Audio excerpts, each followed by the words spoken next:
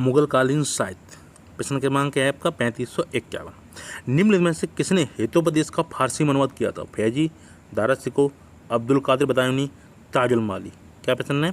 किसने हितोपदेश का फारसी में अनुवाद किया था? वह कौन था? आपका Tajul Mali. Option number D. अगला प्रश्न आपका 3552।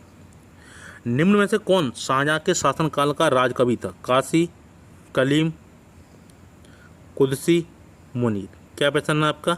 निम्न में से कौन शाहजहां के शासनकाल का राजकवि था? वह कौन था? तो वह था आपका कलीम। Option number B. तो निम्न में से कौन शाहजहां के शासनकाल का राजकवि था? वह था आपका कलीम।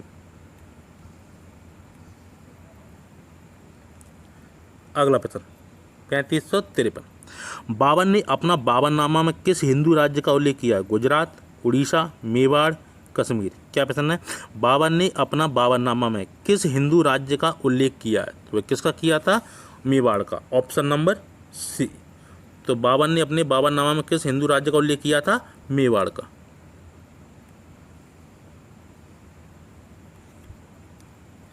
अगला प्रश्न, संस्कृत कृति प्रबोध चंद्रोदय का अनुवाद फारसी में किया गया जिसका शीर्षक था चार चमन, अनवारे सोहेली, गुलजारे हाल, तिब्बत ए सिकंदरी। क्या प्रश्न है? संस्कृत कृति कौन सी? प्रबोध चंद्रोदय का अनुवाद फारसी में किया गया जिसका शीर्षक था, उसका क्या शीर्षक था? Gulzare Hal. Option number C. तो प्रबोध चंद्रोदय का फारसी में अनुवाद किया गया, उसका क्या शीर्षक था? गुलजारे हाल। अगला प्रश्न, किस विद्वान को हुमायूं ने अमीर ए अखबार की उपाधि प्रदान की थी? मिर्जा हैदर दौलत, जौहर, अब्दुल वाहिद, ख्वांदमीर। क्या प्रश्न है?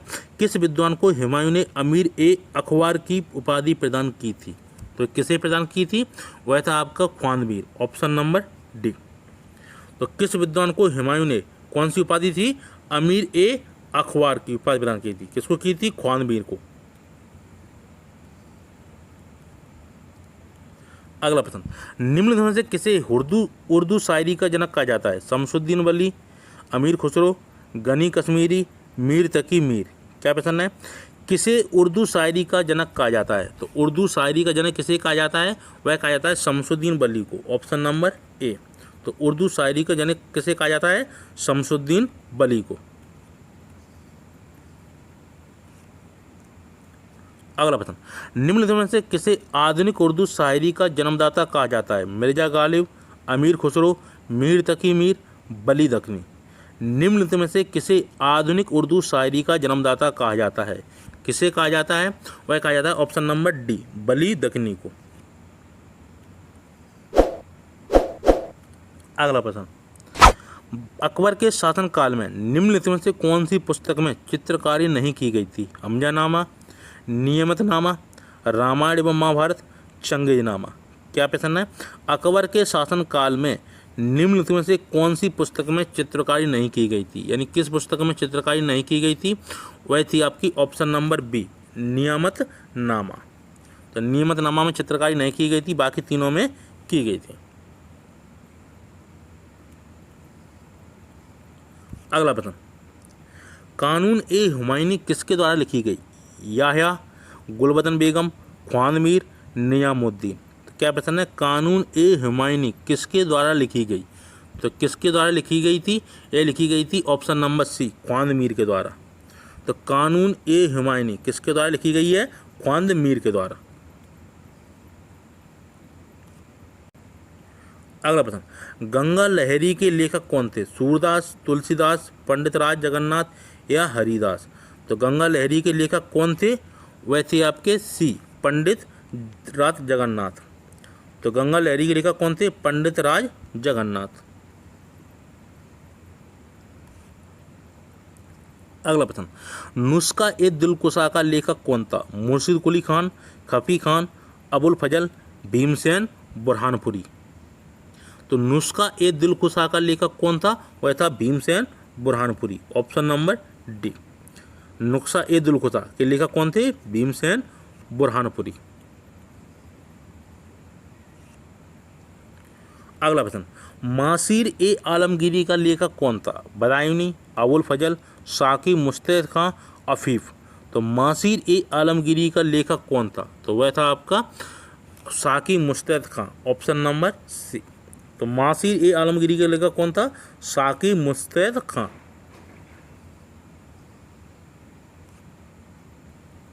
अगला प्रश्न, निम्न में से किस मुगल सम्राट का वर्णन संस्कृत ग्रंथ सर्वदेश वृत्तांत संग्रह में किया गया है? अकबर, हुमायूं, जहांगीर, शाहजहां। क्या प्रश्न है आपका? निम्नलिखित में से किस मुगल सम्राट का वर्णन संस्कृत ग्रंथ कौन सा है? सर्वदेश वृत्तांत संग्रह में किया गया है। तो वह कौन सा राजा था? वह था ऑप्शन नंबर ए, अकबर के समय। तो किस मुगल सम्राट का वर्णन संस्कृत ग्रंथ सर्वदेश वृत्तांत संग्रह में किया गया है? Akbar, option number A.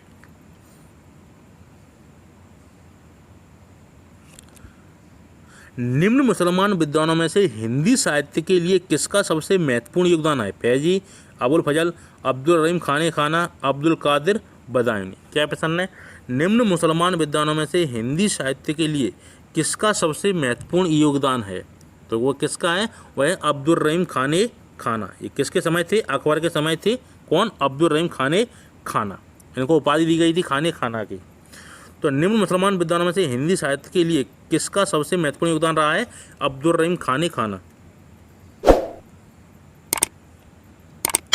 अगला प्रश्न, 1733 ईस्वी में जीज मोहम्मद शाही पुस्तक जो नक्षत्रों संबंधी ज्ञान से संबंधित है के लेखक हैं? आम्बेर के राजा भारमल, जोधपुर के दरबार जसवंत सिंह, जयपुर के सवाई जय सिंह, उदयपुर के महाराणा अमर सिंह। क्या प्रश्न है? 1733 ईस्वी में जीज मोहम्मद शाही पुस्तक जो नक्षत्रों संबंधी ज्ञान से संबंधित हैं के लेखक कौन थे? वह थे जयपुर के सवाई जय सिंह। इन्होंने कौन सी पुस्तक लिखी थी? जीज मोहम्मद शाही पुस्तक जो नक्षत्रों के संबंधी ज्ञान से संबंधित है। अगला प्रश्न, निम्नलिखित में से कौन समकालीन थे? पाणिनि और पतंजलि, हरिसेन और बाणभट्ट, अमीर खुसरो और काफी खां, अबुल फजल और बदायूनी। तो आपको बताना है इसमें कौन से दो लेखक हैं जो समकालीन थे, यानी कि वो किस राजा के दरबार में थे? तो वो थे अबुल फजल और बदायूनी। ये कौन थे? समकालीन कवि थे, ये अकबर के समय के थे, अबुल फजल और बदायूनी। अगला प्रश्न, मुस्लिम साहित्य की परंपरा के बारे में राय भारमल ने किस भाषा में लिखा? संस्कृत, फारसी, अरबी, तुर्की। तो मुस्लिम साहित्य की परंपरा के बारे में राय भारमल ने किस भाषा में लिखा था? तो किस भाषा में लिखा था? वह था आपका संस्कृत, ऑप्शन नंबर ए।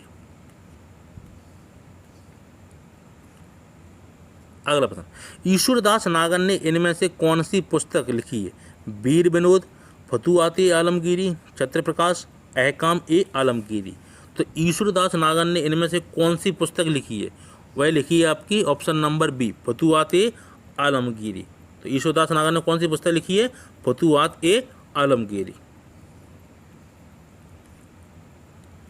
अगला प्रश्न है 3569, निम्नलिखित को उनके शासन के क्रम में व्यवस्थित कीजिए। बाजीराव, बालाजी बाजीराव, बालाजी विश्वनाथ, माधवराव। तो आपको क्रम से बताना है इनमें सबसे पहले किसका शासन था और किसका इसमें बाद में था। तो पहले किसका था? बालाजी विश्वनाथ का, फिर आपका बाजीराव का, उसके बाद आपका बालाजी बाजीराव का, आखिरी में आपका किसका था? माधवराव का। तो कौन से शासक क्रम से हैं आपके? सबसे पहले किसका शासन था? बालाजी विश्वनाथ का, उसके बाद आपके बाजीराव का, फिर आपके बालाजी बाजीराव, उसके बाद आपके माधवराव। तो आपका ऑप्शन नंबर इसमें कौन सा सही होगा? वो होगा सी, 3, 1, 2, 4। अगला प्रश्न, नीचे दो कथन दिए गए हैं, इनमें से एक को कथन और दूसरे को कारण कहा गया है। बाबर ने बाबरनामा तुर्की में लिखा, तुर्की मुगल दरबार की राजभाषा थी।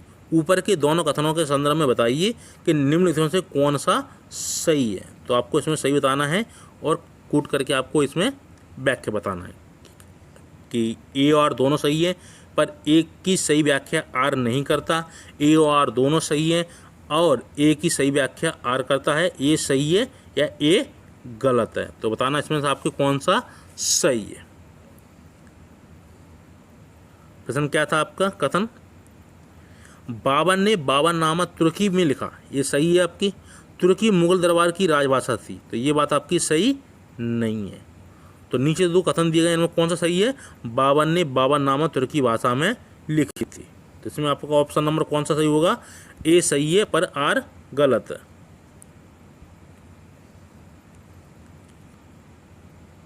अगला प्रश्न, निम्नलिखित में से कौन सा ग्रंथ कुंभा की रचना नहीं है? सुधा प्रबंध, रसिक प्रिया, नृत्य रत्न कोश या कलानिधि। तो निम्नलिखित में से कौन सा ग्रंथ कुंभा की रचना नहीं है? तो कुंभा की इसमें कौन सी रचना नहीं है? वह नहीं है आपकी कलानिधि। कुंभा की तीनों रचना है, सुधा प्रबंध, रसिक प्रिया और नृत्य रत्न कोश। कलानिधि नहीं है आपकी। किसकी? कुंभा की रचना। अगला प्रश्न, मुगलों की अदालत में भाषा थी फारसी, तुर्की, उर्दू, अरबी। तो मुगलों की अदालत में भाषा कौन सी थी? वह थी आपकी फारसी भाषा। तो मुगलों ने कौन सी भाषा बनाई थी राज दरबार में? फारसी भाषा।